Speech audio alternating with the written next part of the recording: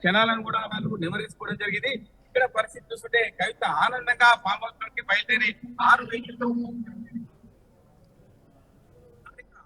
MLA Jeevan Reddy కూడా పాదాభివందనం చేసిన సందర్భాలు మనం చూసాం. అదేవిధంగా మా కవితకు సంబంధించి అన్న కల్వకుంట్ల వంశీధర్ రావు కూడా ఒక ఆలింగనం చేసుకుని లోపలికి వెళ్ళింది.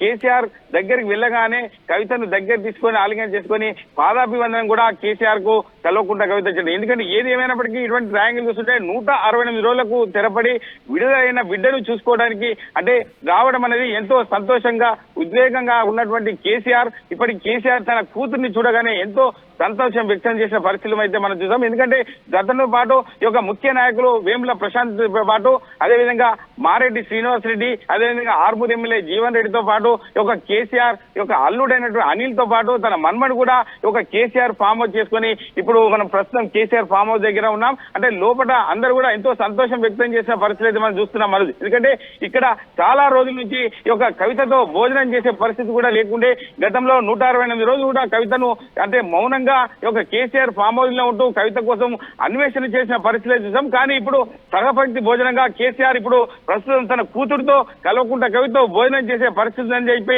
మనకి ఇప్పటికే తెలుస్తుంది. మనోజ్ రైట్ మహేష్, సో మొత్తం మీద అక్కడ జరిగే దృశ్యాలు చూద్దాం ఒకసారి. అక్కడ పూర్తిగా కూడా ఎరవెల్లి ఫామ్ హౌస్ కి చేరుకున్నారు. ఉదయం 11 గంటలకి కవిత హైదరాబాద్ నివాసం నుంచి ప్రారంభమయ్యారు. అక్కడికి చేరుకున్నారైతే చాలా వాహన శ్రేణి కనబడుతోంది. ఒక 4-5 కార్లతో అక్కడికి చేరుకున్నారు కవిత. అక్కడికి చేరుకునే మునిపే కొంతమంది మాజీ మంత్రులు ఎమ్మెల్యే అక్కడికి చేరుకున్నారు. ఎస్, ఇక్కడ ఒక దృశ్యాన్ని చూపించే ప్రయత్నం చేస్తా.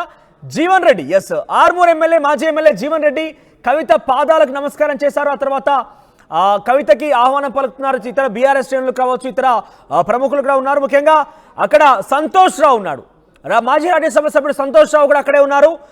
కవిత వారిద్దరి మధ్య బాండింగ్ చాలా ఎక్కువగా ఉంటుందనేది చాలా క్లియర్గా అర్థమవుతోంది. భర్త అనిల్ కూడా భుజం తడుతున్నాడు సంతోష్ రావుకి. ఇతర బీఆర్ఎస్ ప్రముఖులు బీఆర్ఎస్ నాయకులు కూడా అక్కడ ఉన్నారు. ఆ తర్వాత చాలా మందితో మాట్లాడుతూ చాలా మందికి నమస్కరిస్తూ హలో చెప్తూ హాయ్ చెప్తూ